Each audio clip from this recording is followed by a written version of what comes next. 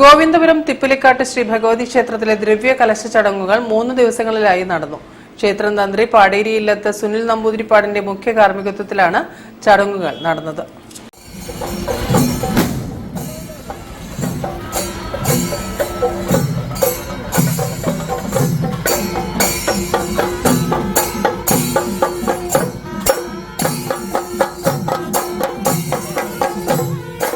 ഗോവിന്ദപുരം തിപ്പിലിക്കാട്ട് ഭഗവതി ക്ഷേത്രത്തിലെ ദ്രവ്യകലശവും മണ്ഡല മഹോത്സവവും വിവിധ ചടങ്ങുകളോടെ നടന്നു.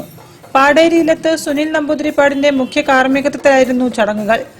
മണ്ഡല മഹോത്സവത്തിന്റെ ഭാഗമായി നടന്ന വർണ്ണാഭമായ ആഘോഷവരവിൽ താലപ്പൊലിയും വാദ്യമേളങ്ങളും കലാരൂപങ്ങളും അണിനിരന്നു.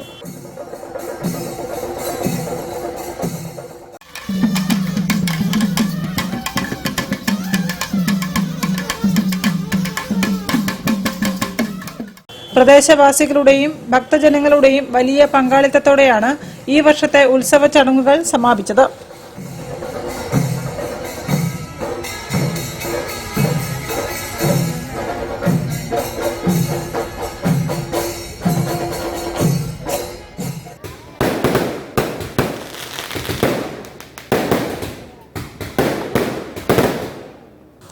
News bureau, Kozhikode.